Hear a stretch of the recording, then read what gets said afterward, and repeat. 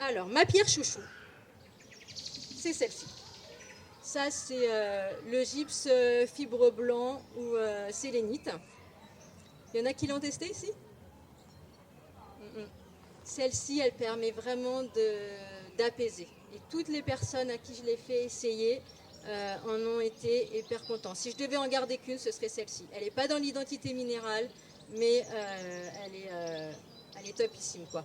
Pour dormir et même dans la journée, quand on a le mental qui est un peu lourd, voilà, elle nous aide à apaiser et à lâcher prise. Donc moi, celle-ci, c'est quand on a du mal à dormir parce que justement, on a des tracas en fait. On est préoccupé, c'est une pierre qui va pouvoir nous permettre de lâcher prise et de pouvoir mieux dormir. Si on vient pour un problème de sommeil, si c'est par exemple un enfant qui fait des terreurs nocturnes, on va plutôt lui conseiller une calcite bleue ou un quartz rose pour l'apaiser. Si c'est une femme qui dort pas bien parce qu'elle a des problèmes de ménopause ou de périménopause, on va plutôt lui conseiller une cornaline qui, elle, est liée au chakra sacré. Mais celle-ci, elle est difficile parfois, elle est un peu forte. Donc si c'est trop fort, on peut aller vers une pierre plus douce, comme la calcite miel. Oh, j'ai oublié de sortir sur la table, mais qui est en dessous.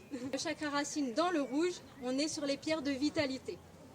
Mais si on en a dans notre identité minérale, eh bien, au contraire, ça peut nous aider à dormir. Et notamment le grenat, qui lui en plus a un petit côté boostant la libido, ben pourquoi pas, après, on peut mieux dormir quoi. Donc pourquoi pas, on peut le mettre dans le lit.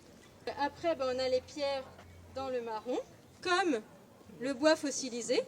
Donc là, ça va être le bois fossilisé, c'est vraiment une pierre qui va nous permettre de, quand on a le mental qui tourne, qu'on n'arrive pas à dormir, ça c'est la pierre qui va nous permettre de lâcher prise. Donc pareil, celle-ci, au début quand on commence à la travailler, généralement, c'est difficile. Toutes les personnes à qui je l'ai conseillé, il n'était pas intégré au départ, généralement. Donc il y a un bon bout de temps où on va mal dormir. Mais un coup qu'elle est intégrée, on ne veut plus s'en séparer. Ça devient vraiment un super, super doudou. Voilà. Et en plus, ça va aider sur autre chose, pas que sur le sommeil. C'est une pierre aussi qui va de sagesse et une pierre de connexion à la nature. Donc top aussi pour les méditations, par exemple, où on veut se connecter à la nature. Donc voilà un petit peu pour ce qui est des exemples de pierres que vous pouvez utiliser.